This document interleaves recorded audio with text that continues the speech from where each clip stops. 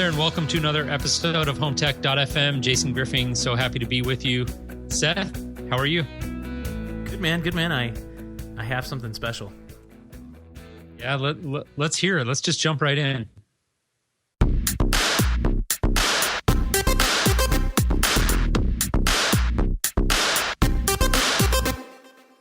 I can make it fully automated. Take a touch panel and reinvent your spaces. It's amazing. Untying total home control in a singular creation. My home theater is feeling really nice. This is amazing. Can't see, then I read just my lights. Create my stereo and party through the night. I'm not sure who this guy's name is. Philip Cordell, and makes these crazy. I've seen him before. He made like a rap about being an AV integrator, right? Yes, sir. Yeah, he did. He does good work. His Twitter handle is _AV_professional, I think, or _AV pro. I should get that right. Anyways, we'll make sure we get that up in the show notes, whatever it is. His website is theavprofessional.com. And Philip Cordell, hi-fi.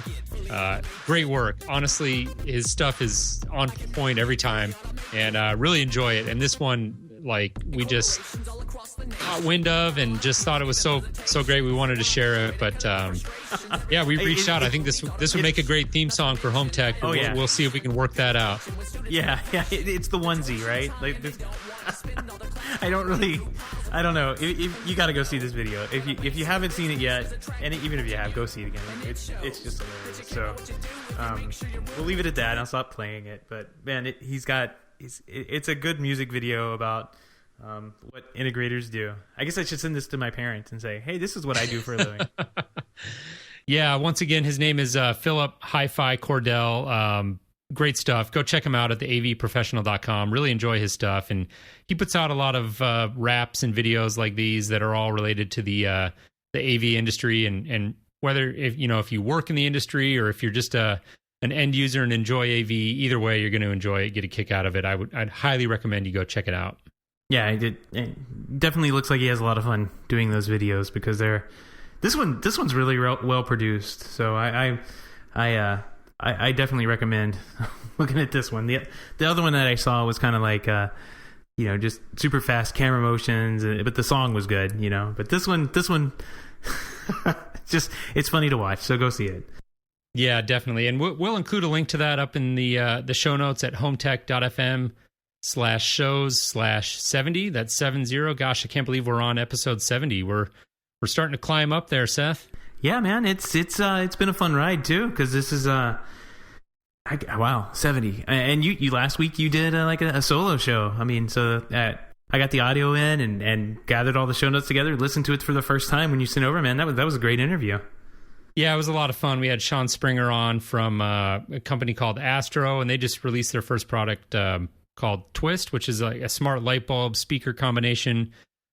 Really cool product. You can go check that out. Learn more about that at HomeTech.fm/shows/69, which would obviously be the previous episode. But this week, obviously, Seth, we wanted to get together and just catch up. It's been a big week. One of the big things we had happen this week that I've been paying close attention to and using myself is the release of Apple Music. Have you had a chance to dabble with this yet? I've been playing around with it a little bit. Yeah, I mostly at work. I annoy the people who are at work in the same office as me, and I'll turn on the Sonos and kind of point my computer at it and play loud 90s party music. Which, if anybody ever listens to that 90s party channel, it's the worst of the worst 90s music. Just hilarious what comes on that thing.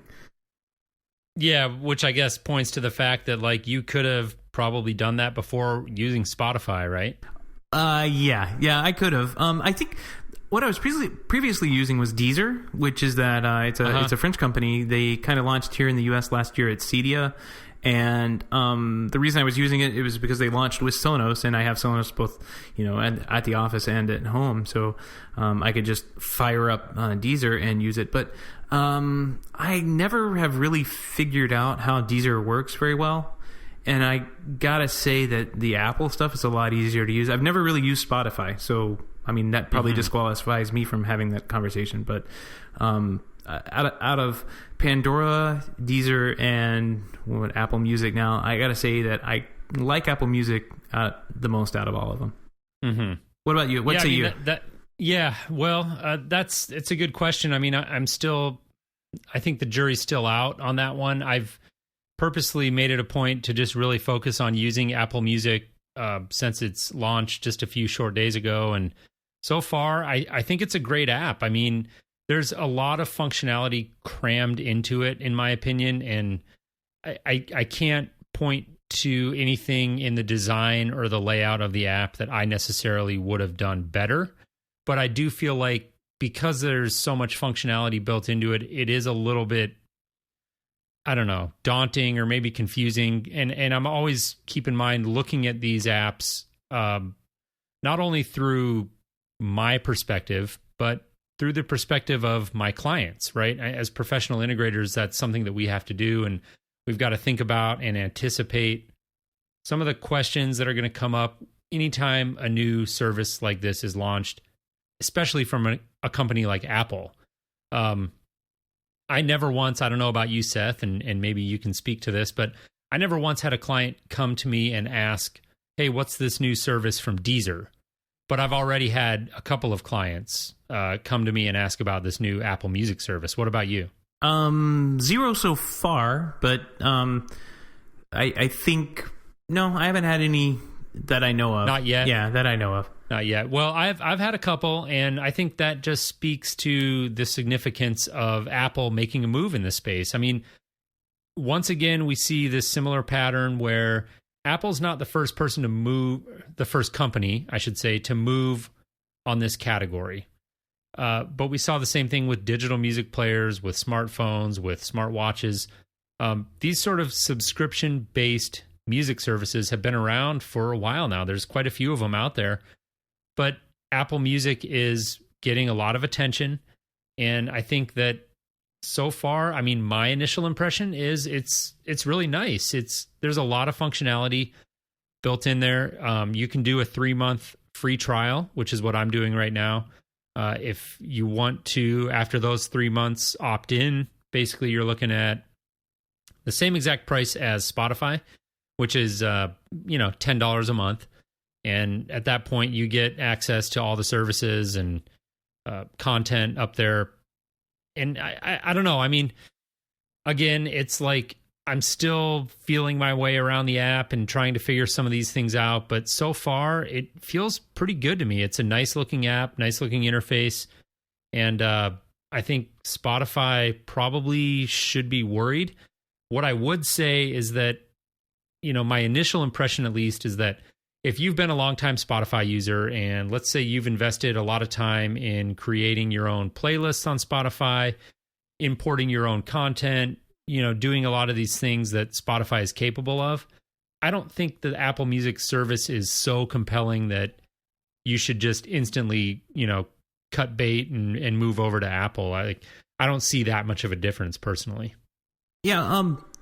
So I'm going to have to plead ignorant on this. Because I've mostly used Pandora, I guess, for years. Uh-huh. And so my interaction with streaming services is opening up a radio station and hit play. And that's pretty much all I've used Apple Music for as well. I'm not using it for anything fancy.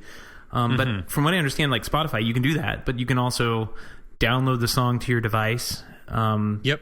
You can do that with Apple as well. Like you can download the song to your device and listen to it when you're not online, as long as you're doing the subscription. Now, yeah. When you don't do the subscription, obviously that music kind of all either goes away or you don't have access to it. But for me, I it's kind of funny. I just don't find any value in that at all. Like if I just want to listen to the music, they had a ton of playlists on there. I just go up to it and hit play and just listen to music, right?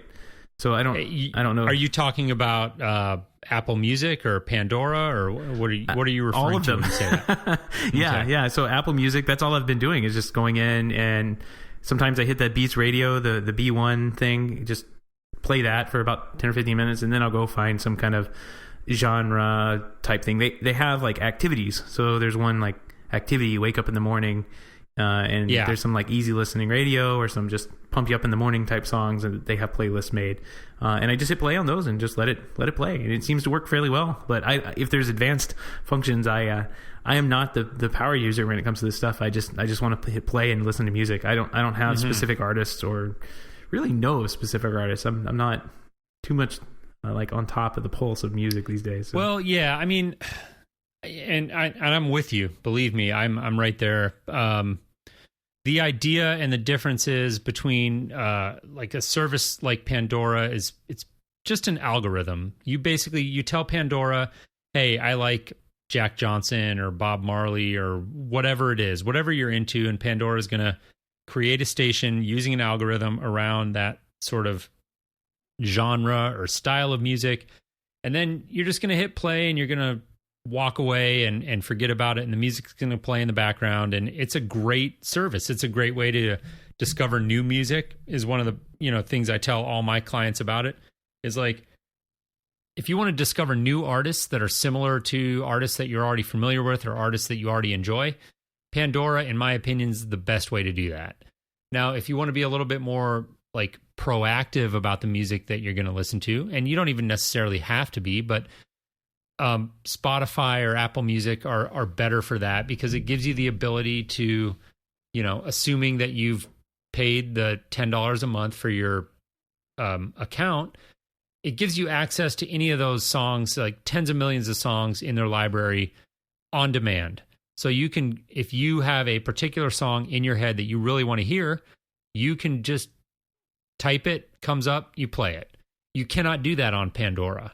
It's a whole different licensing model, and that's just that's kind of the key difference. Now, when you start looking at Spotify versus Apple Music, that's where the differences get much, much more difficult to spot, in my opinion. And so far, I'm using them, and I'm seeing basically a ton of overlap. I mean, one of the big things that Apple is promoting or touting through their new Apple Music services is this idea of curation. So, basically what they're saying is, we're not letting some computer algorithm decide what you listen to. We're adding that human element. We're letting people that you think have good taste in music pick playlists for you and pick songs. But I mean, the truth of the matter is, that's what Spotify's been doing for years now. There's nothing revolutionary or new about that idea. Like, playlists on Spotify have been there from the start. And the whole idea with Spotify was that anybody can create a playlist. And if you're a Spotify user, you can find that playlist. And if you think, this guy halfway across the world has really good taste in whatever it is, country music that you're into, you can follow his playlist and you can follow his taste in music. And Spotify's been doing that, and now Apple Music is kind of moving in that direction. And so it's this idea of curation and, human, actual humans versus an algorithm. But they're sort of, again, touting that as kind of this new idea. But the truth of the matter is that there's really nothing new about that. Yeah, and that's the problem I have with Pandora. Straight out is the algorithm, because there's something messed up with that freaking algorithm for me. Every station that I have is infected with one song, and it's a beautiful song, but if you're listening to a genre that's completely unrelated, this song comes on and it gets annoying. And that song is, for me, Somewhere Over the Rainbow, by now I'm going to mess up his name, Israel Kamakawiwa. Yeah. With the ukulele. Yeah, with the ukulele. It's a beautiful song, but it plays every single time. I could be listening to Disney children's radio. Yeah. And I hear Israel Kamakawiwa sing this song, and holy cow, it's so much. Like, I have a station that's just supposed to be a French songs, just like French bistro songs with the accordion, and that's it. And like, you put that on in the morning, Sunday morning, when you're having baguettes and whatever, and all of a sudden the Hawaiian song comes on, and it's like, oh my god! And you thumbs down it every time, and it doesn't take it away. So it still doesn't. That's help. Probably why I like Deezer and Apple better than Pandora. Yeah. Well, I mean, for me, like, I've been using Spotify for quite a while. I have to admit, I've been just using the free version. And so the nice thing with Spotify, like the free version, is you basically get full-blown functionality on the desktop. What you don't get with the free version is that sort of functionality on your iPhone or app or whatever.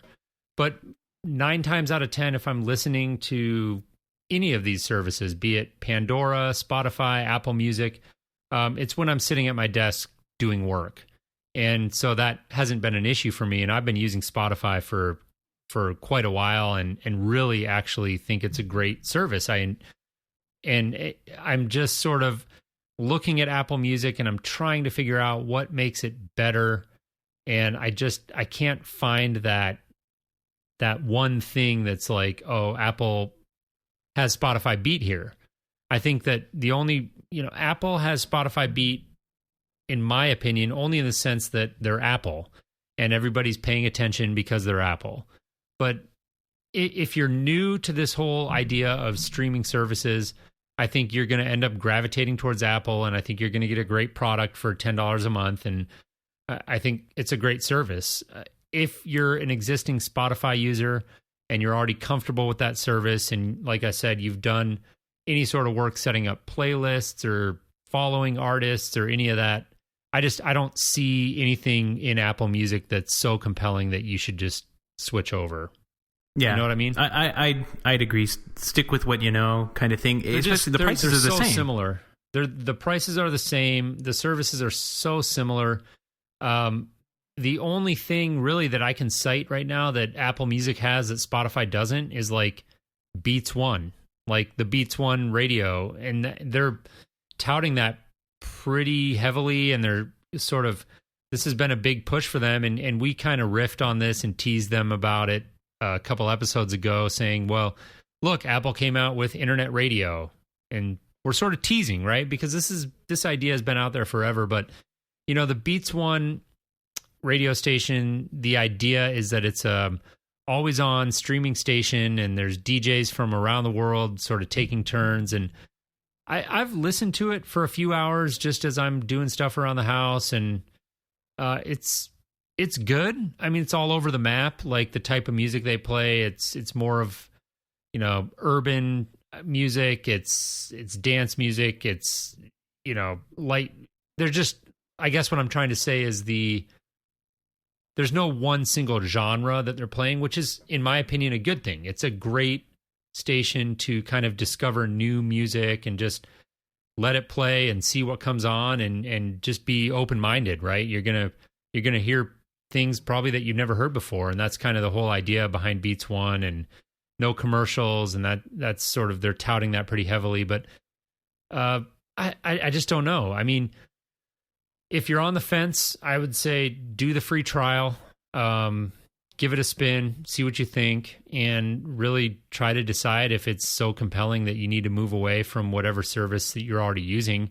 And if you're not already using a subscription-based streaming music service, then to me, it's kind of a no-brainer. Like, jump on board, because this is the future of music. The whole idea of buying albums and storing them locally, I think is going away. And I think streaming services like Apple Music are the future. I don't think there's a whole lot of debate over that, in my opinion, at least. And so get on board. But if you're already kind of a loyal Spotify user, I don't see a really compelling reason to switch over. Yeah, good point. I mean, well, if you're on Spotify right now for the time being, you'd want to stay, especially if you had a Sonos system, because there's no Apple Music radio there's no Apple Music on Sonos right now. Right. Yeah, I think you were, if I recall correctly, I think you posted some notes or an article or something about how to make that happen, right? Yeah. Well, there's the official way. First off, there was the official way is just to sit and wait, right? Well, no, there's an official AirPlay way, like where you have to go and buy one of those Airport Express things. I think they're about $100. And you use the audio output on that and go into the back of a Sonos player that has an audio input, which Only the Connect amp. I think those are the only two that have an audio input that you can do this with. Yeah. The players, unfortunately, the ones that I have in my house, the Play 3s, they don't have an audio input on the back, so I can't do this. Gotcha. So I needed a way to get AirPlay into Sonos, and I dug around and found this little hack that I will say marginally works, but it works well enough for me to use as an extreme power user and somebody who's comfortable using the command prompt on my computer.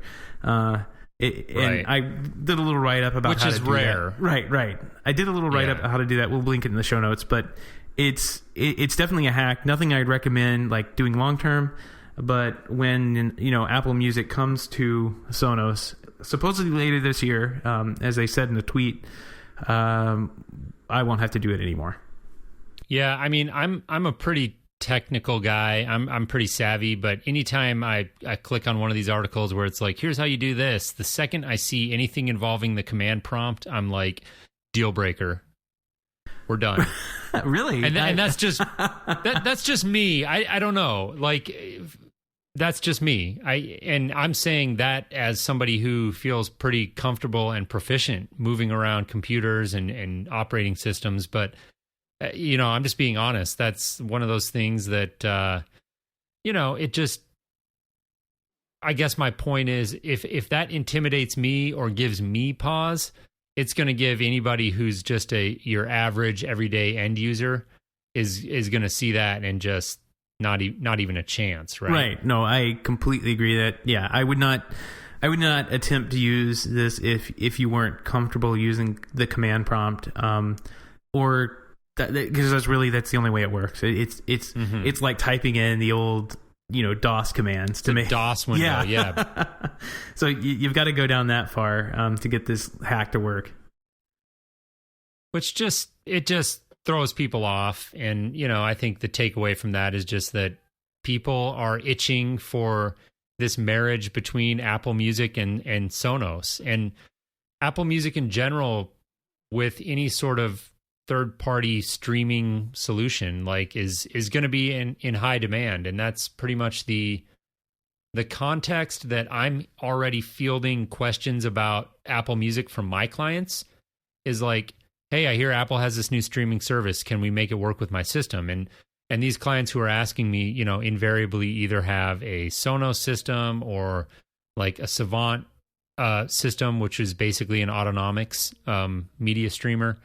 And so we're already getting these requests where I've never fielded these requests from services like Spotify or Deezer.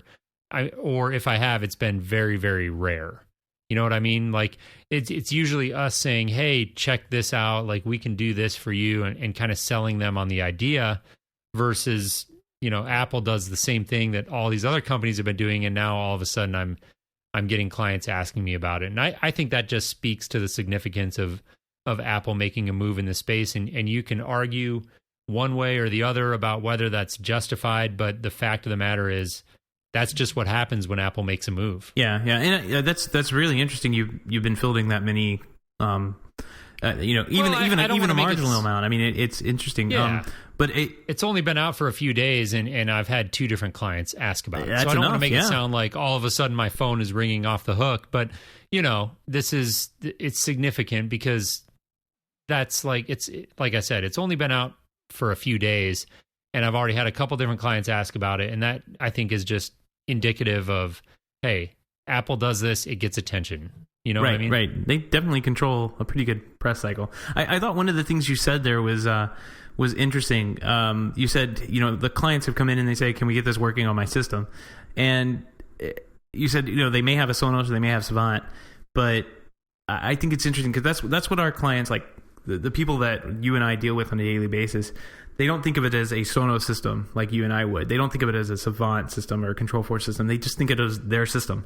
Right. And, it doesn't matter what the underlying technology works. That's why you and I get brought in to make it work. That's all you have to do. That's a great point. I mean, I hadn't thought of it in that specific way, but you're exactly right. I mean, clients pay us for solutions, and I feel a little bit hesitant to say it that way because I feel like it's kind of cliched, but at the end of the day, it's true. Like a client my clients can go buy Sonos off the shelf, or if they're going to buy Savant, there's, half a dozen other integrators in Los Angeles who can provide that for them. What they're really paying me for is a solution. And, those same integrators could provide that, of course. That's not we're not debating that. But what I'm saying is, agreeing with you, the fact is clients don't really care about the underlying technology. They just want a system that works reliably and gives them what they want.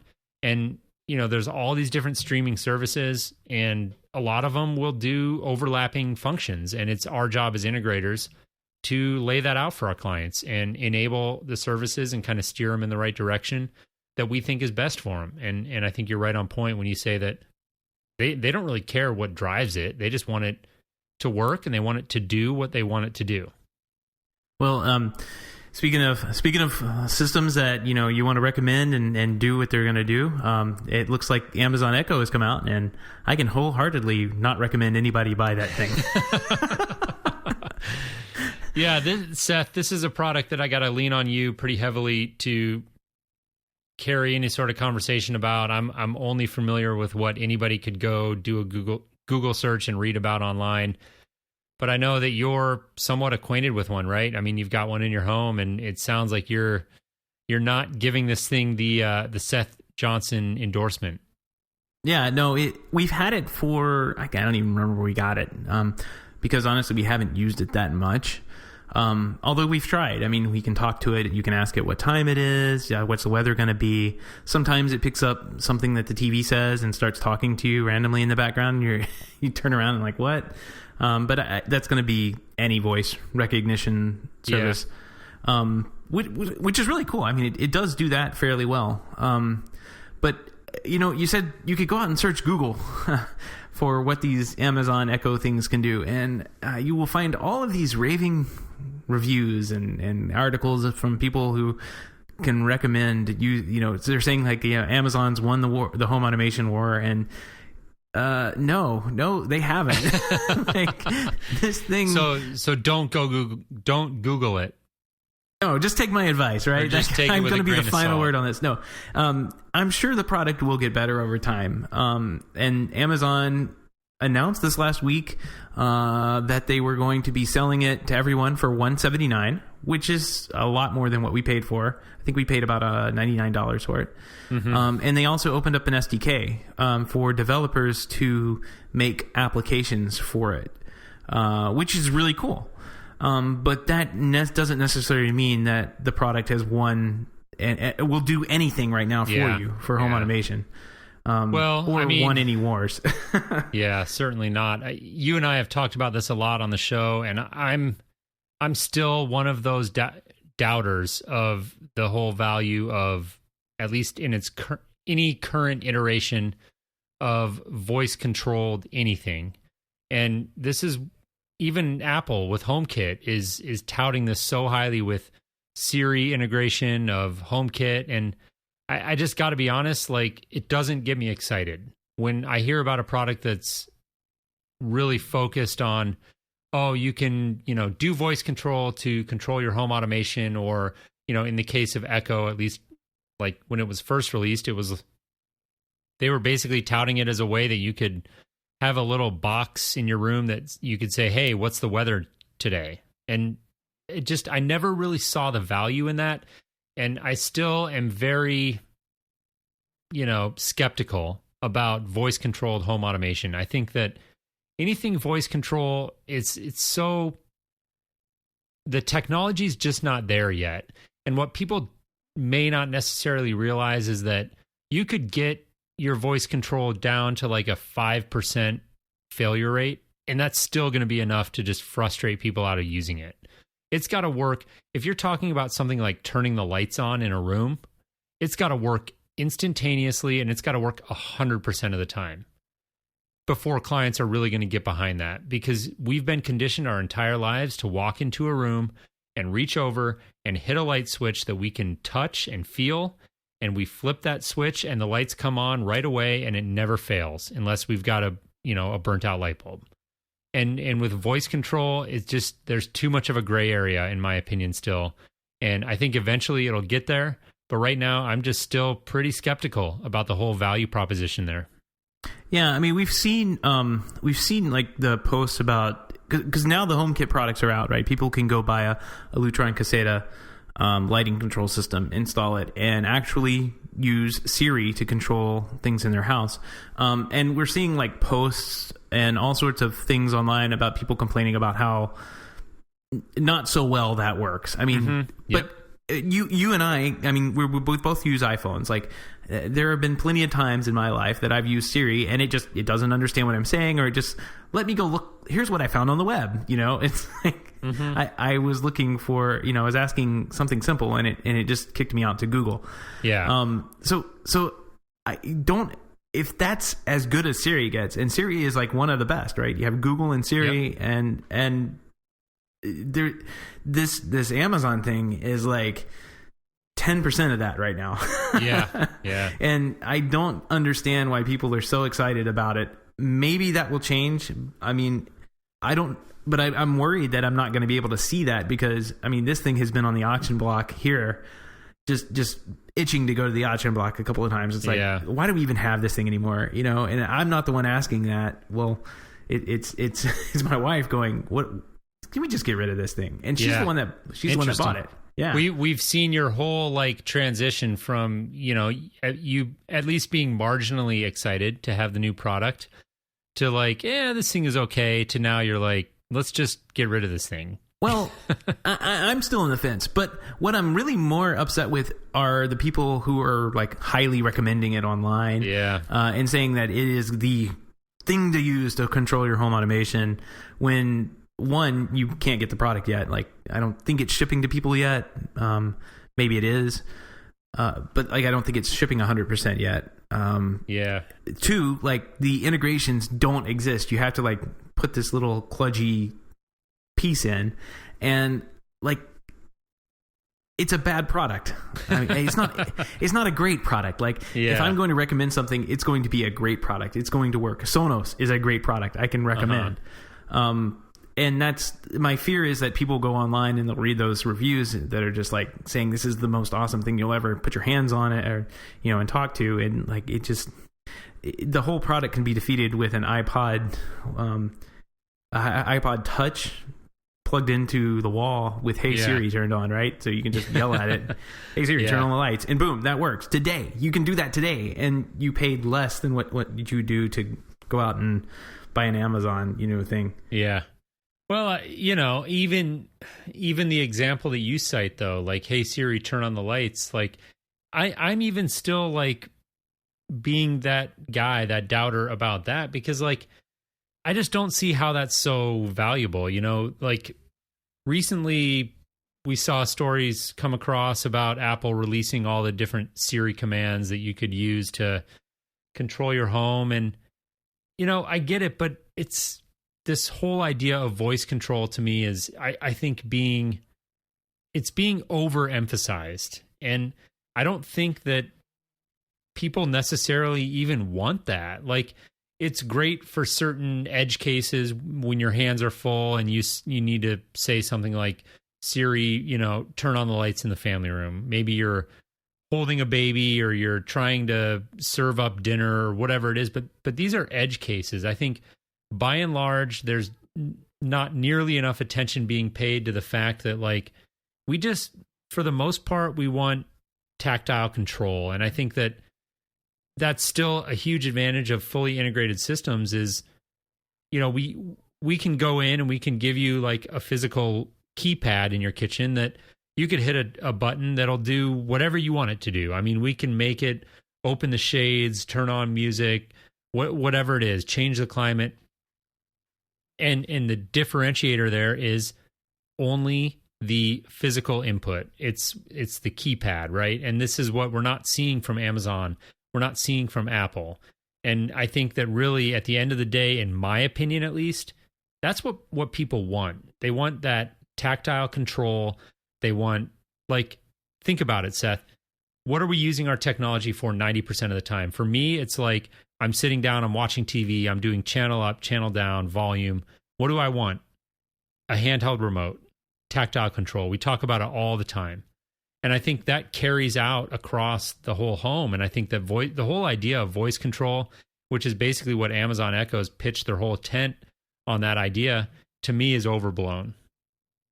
Yeah, and to some extent, the marketing at Apple has kind of pushed. I guess that really at Apple is kind of strange because Siri is not the only integration with HomeKit that a developer has. Like Siri is right, but they're like touting it so heavily, right? Well, it's because that's the carrot, right? So we talked about this a long time ago when we first looked at it. Like this is the first integration that a developer can use Siri for. Like Siri works with Apple stuff. It works with Apple services. It works with searching the web or whatever, but it doesn't work with anything you can add onto your iPhone. It doesn't integrate with your Pandora or your Spotify app. But it does work with HomeKit. And so that's what developers are eager to kind of jump into and use and see how well it works. But it is not the only way that you can integrate with HomeKit. So I think it's kind of one of those, like you said, it's the edge case where it's one of those things that's like nice to have, but I don't think it is, at least voice control to me is the main feature of HomeKit. Now, Amazon, it is the main feature of that. Yeah. Like that's all that device does is sit there and listen for you to say something to it. You can do a lot more in the app with it, which, the app works fairly well too. But I mean, Amazon, that is the stick. It doesn't do anything without you yelling at it. Sometimes repeatedly. Yeah, well, you don't really have I guess you don't really have like too many false positives. It's just like, I can't do anything with that information. Like it understands you. And you can go to the app and see that it parsed out what you said correctly, but it's just like, I give up. My hands are tied. I'm just the Amazon thing. You can ask me how many cups are in a gallon, but do not ask me to tell you what sports scores are.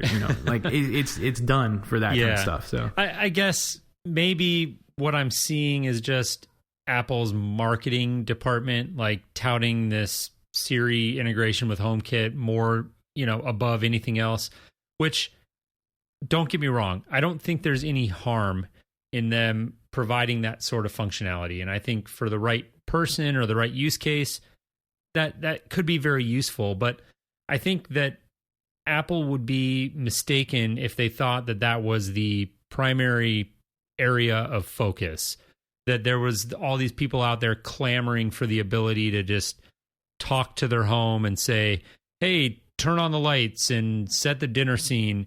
Like, I don't think that as many people want that, maybe as these companies want that. I think what people really want is the ability to just tie all these systems together and make them work, but the user input doesn't necessarily have to change. Like, they maybe just want to go to the lighting keypad and hit a button and have it do X, Y, and Z. And Apple, I think, would be better served trying to make that work better, make that sort of integration easier, make it, cheaper and quicker to implement, and like a little bit less of a focus on voice control, to me, is warranted. But that could just be me. I'm just saying, I hear so much about this, especially with the Amazon Echo, every time these stories come up, and I just sort of roll my eyes because the voice control thing, to me, it just, I'm not there. I'm not sold on it. No. So after all these years, not sold on it. I'm still not. The edge case, I mean, we always put this on there. People with disabilities, this is a brilliant thing. Right. And I will support yelling at my Amazon Echo if it helps people with disabilities control things in their house, because that's awesome. Yeah. And you can totally do that. That's the edge case for me. Like, if we can help those people out in any way, like, hey, that's the way to do it. Let's do it. And listen, I will say, and I'll make one final statement on this and we can move on, but I will say that now having a newborn at home, we've got a 7-month-old daughter here at home, and I have been more sold on voice control now than at any time in my life previous. And there are times when I'm holding my daughter and I'm trying to do one or two other things, and it would be nice for me to just be able to say, Siri, turn on the master bedroom lights, or whatever it is. Like, there are times where I would like to have that functionality in my home, and I would like to have it in a way, obviously, that works 100% of the time. But like I keep saying, these are edge cases. 9 times out of 10, that thought doesn't even cross my mind. I just naturally want to go flip a switch and have the lights turn on. So I think as an industry, smart home manufacturers and all of us need to think very hard about how valuable is this proposition? Like, are we really giving clients something that they need or want, or are we just trying to do something just because we can and we think it's cool? Yeah, definitely. Like you said, that's probably enough said on it. We should probably move on. But it's definitely interesting, but it's not the main feature of what home control could be. And of course, we'll leave it at that. Yeah. Anyways, speaking of moving on, we'll just touch on this briefly, Seth, and then we can wrap up. Infocom was a couple of weeks ago, and you and I were sort of planning to talk about Infocom a little bit last week, but you had something come up, and so we ended up doing a somewhat abbreviated episode and just sort of doing our interview with Sean Springer. But did you have a chance to make it out to Infocom? I know you were going to try, but I'm not sure if you made it out there or not. No, I missed out. I had too much stuff come up that week. I actually had vacation the following week, so I was trying to get everything wrapped up, and Infocom came at the end of the week. And as you know, for some reason, Murphy tends to save all of everything for that Friday. And oh yeah, I was ready to go, ready to walk out the door, and everything just dropped. So no, I didn't get to go. But it looks like you've gone through and done some pretty heavy research, and I think we should touch on a couple of these things. Yeah, no, I'd be happy to. So, I mean, the first thing you have on here is a note about Sierra, and that's the company that I'm familiar with, doing the mirror bathroom TVs. Yeah, yeah. So what do they have going on? They've got one of the stories I saw come out of there, and again, like when you watch Infocom as a residential integrator, the challenge is kind of pulling out the useful content. I hate using the word content, but pulling out the useful stories and information, because primarily it is a show for commercial integrators. So I'm watching the show through that filter and trying to figure out sort of what's relevant to a residential integrator, but also keeping an open mind and just trying to be informed about AV integration in general, because there's always that opportunity for crossover. And I think it's important, if you are an integrator, to be informed about both. But Sierra is a product that I've worked with fairly extensively on the residential side. And yeah, they do those mirror TVs that if the TV is off, it just basically looks like a regular mirror, and then the TV comes on and you can watch it. And we do those in a lot of high-end homes where they want a TV in the master bathroom, for instance, to watch news in the morning if they're getting ready for the day, and they don't want that look of just maybe as they perceive it, at least a clunky TV kind of hanging on the wall. So we use a lot of their products. But yeah, they introduced some new TVs at Infocom and some new outdoor series. So they're sort of branching out into that. That is not new entirely. Sierra has been doing outdoor TVs, the Storm series is what they call them, for a little while now. But they got a new series out, and I thought it was worth a mention if you're an integrator and you have clients who ask for outdoor TV solutions. Worth checking out Sierra. I've had good results with their products, and looks like they're continuing to kind of move forward and update that line. So definitely worth taking a look at. Yeah, that's pretty cool. There have been a slew of outdoor TV vendors appear. Used to back a couple years ago, all you could get were the Sunbright TVs. Yep. Which were either completely encased inside of this just massive box with fans, or I don't know what they do. They have some pretty amazing looking hardware that ships along with the TVs. But I'm glad to see that there are more companies coming out, because man, those things are expensive. Yeah, they are, and the Sierra ones aren't cheap either. But it's a good option, and a lot of clients are going to opt to just go buy a cheap TV at Best Buy, because they can buy 2 or 3 of those before they've spent the amount of money that they have on a dedicated outdoor TV, But yeah. Well, here on the water, like we require them. Like if you live on the water here, I just tell them no, because the $500 TV we install, it will break, and when it will break is like that Friday before you have your Super Bowl party weekend. Exactly. You know? Yeah. That's when that TV will break. Yeah. And us getting a replacement, sending out a technician to hang it, it's just not going to happen that fast. So yeah. It's totally required. But like if you live inland, I've installed just regular TVs outside for years. As long as they're covered up and protected from the weather, they seem to have been surviving. So we haven't had too many issues with those. Yeah. I mean, speaking of TVs, Just Add Power. This is a manufacturer I think you're familiar with, right?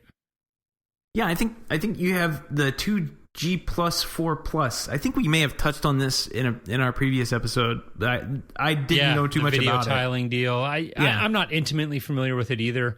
I actually have a project I'm working on right now where a client kind of at the very end of the project wanted to add distribution of a particular source, which in this case was a DVR, like a camera DVR. So we had an HDMI output out of a DVR, and he wanted to be able to pipe that around to a whole bunch of TVs. I mean, we're talking almost 20 TVs, and we weren't really geared to do that. And right now we're actually looking, we haven't implemented it yet, but we're looking at a Just Add Power solution where, they give you the ability to, essentially what you're doing is you're putting HDMI on the network and you're routing it over IP. And we won't get into kind of the details or, the flexibility of that solution, but it's a cool product. Company I haven't worked with yet, and I'm looking forward to, giving this solution a test drive, right? Kicking the tires and seeing if it works. But they've got this cool new solution they announced at Infocom, which is like video tiling, and you're able to, with a single display, kind of put up to 4 different sources and do some different things with sizing those images and doing picture-in-picture. And I think that's a cool solution. I mean, if you got a client who, for instance, is really into sports, maybe Sunday Ticket, right? You roll out like 4 DirecTV boxes and you give them the ability to watch like 4 football games on one TV. I mean, that's kind of a cool solution. So I think that's definitely relevant to residential integrators.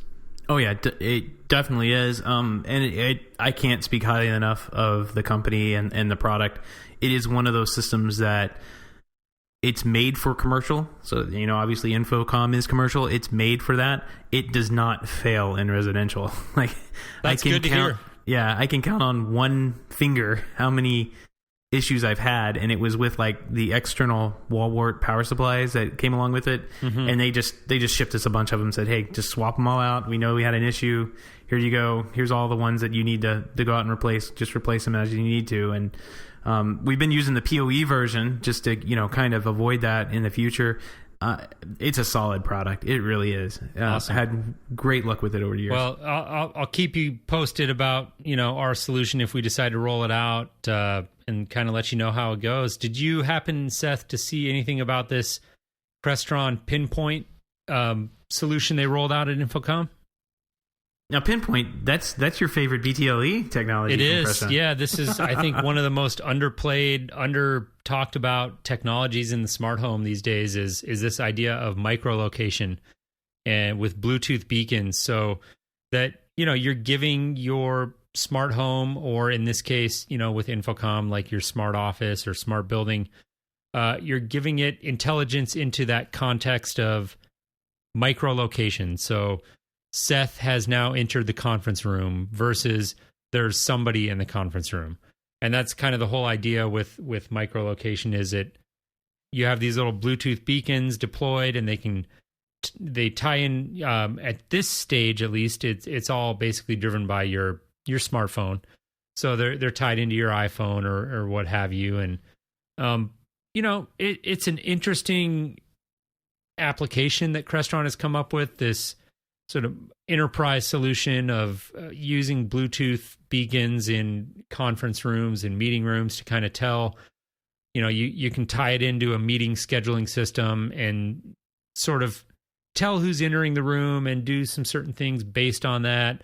I don't know. Some of the use cases that they cite in their video were a little bit, to me, sort of edgy in terms of the value that they really provide, but still, I think it was an interesting and creative use of microlocation, and I think, in my opinion, so kind of the tip of the iceberg of what we're going to see. I think microlocation is a big deal. I think not enough people are paying attention to.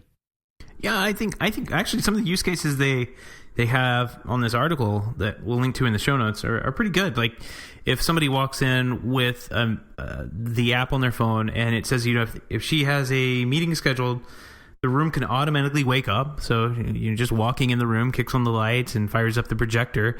And it goes into her personal room settings and preferences. So maybe she doesn't like the lights to be so bright, and that's really a pretty cool thing.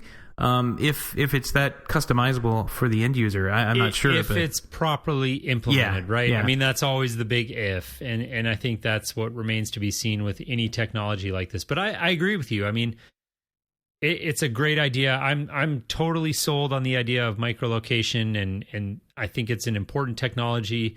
I just think it's one of these things that even I'm still in my head trying to come up with what the really compelling use cases are. But I just kind of feel in my gut that it's significant. Where maybe I don't get necessarily that feeling with something like voice control. Yeah, nobody's sold me on it yet. I'm totally with you on that. So, yeah.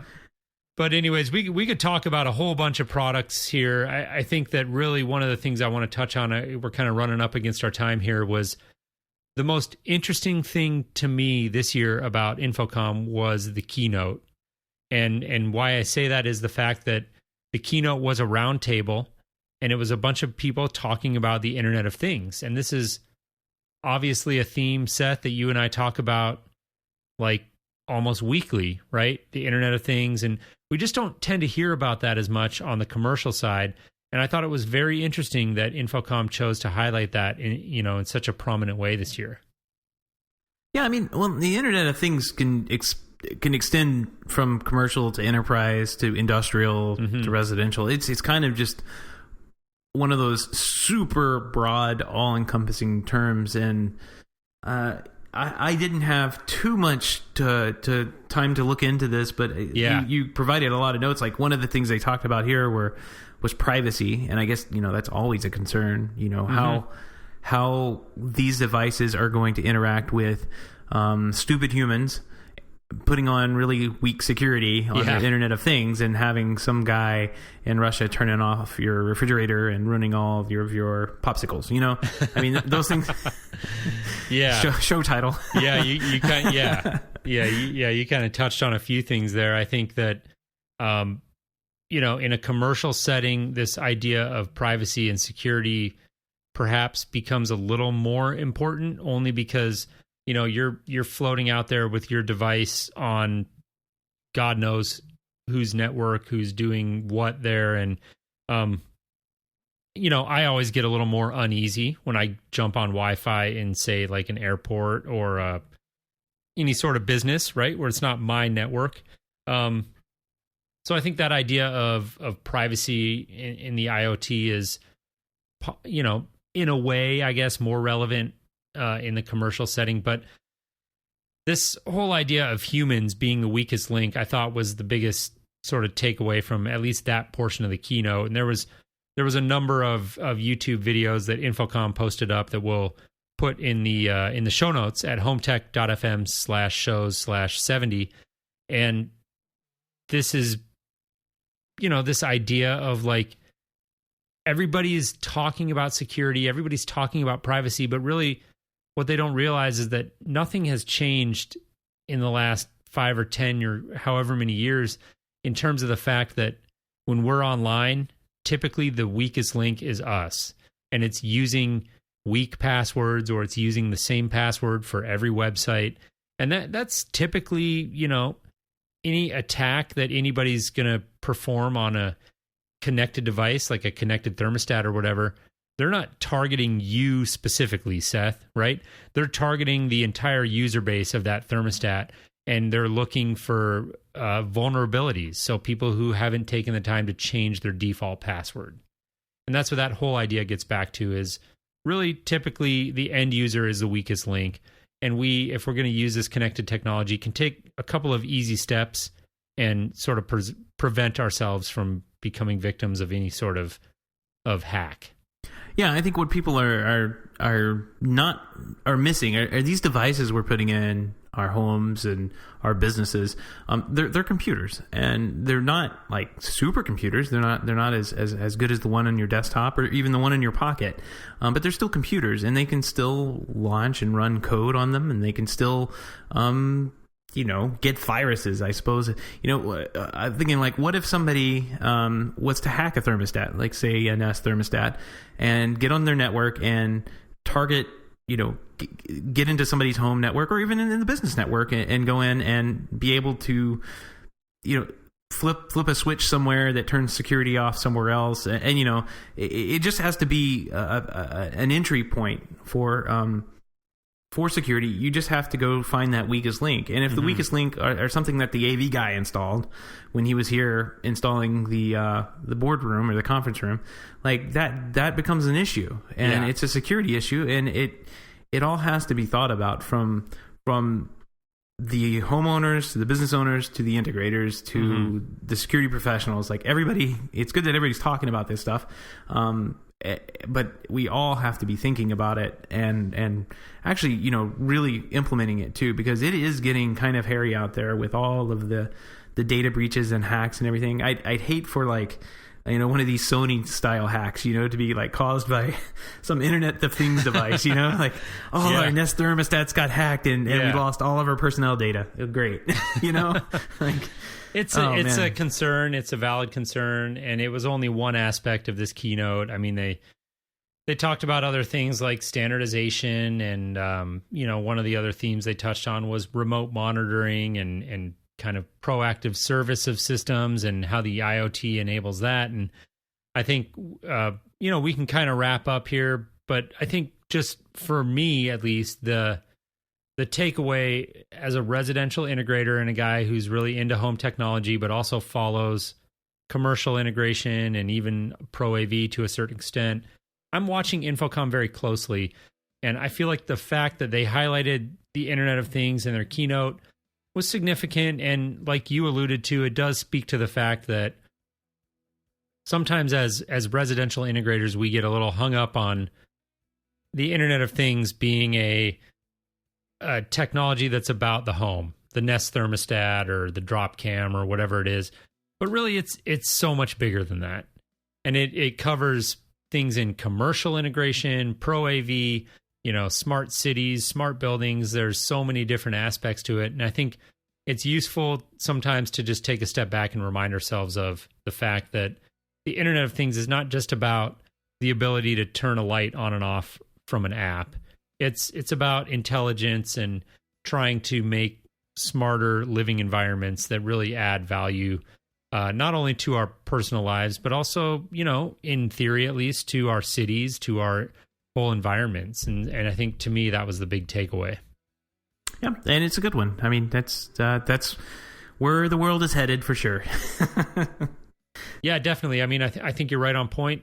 Obviously, this whole broad theme of connectivity and intelligent environments and smart cities it's everywhere. And I think it's just important, right, to remember that this is bigger than just the smart home, and we need to be paying attention to all kinds of avenues and following stories from trade shows like Infocom. I think is a great way to do that.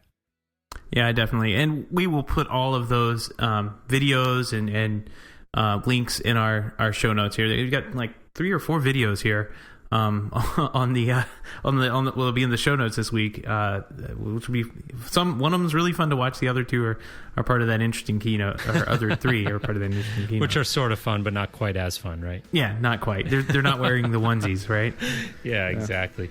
Those will be over at HomeTech.fm/show/70. Yep. And if you enjoyed the show, if you enjoyed this episode or any other episode that we've ever done, we'd really appreciate. There's a couple of different ways that you can support the show. One of them would be through our Patreon page, which is a place that you can become a supporter of the show, and you can do that for as little as $1 a month, and you can check that out at patreon.com/HomeTech. or you can go to HomeTech.fm/support if you want to know a little bit more about that. Otherwise, one of the best things you can do is simple. Just tell a friend. If you know somebody who's into the smart home, who's not listening to the show, let them know. Or go over to iTunes and leave us a review. We would really appreciate that as well. Absolutely. And with that, I guess we'll go ahead and wrap up this week. Jason, thanks very much. We'll see you next week. All right, Seth. Sounds good. Take care.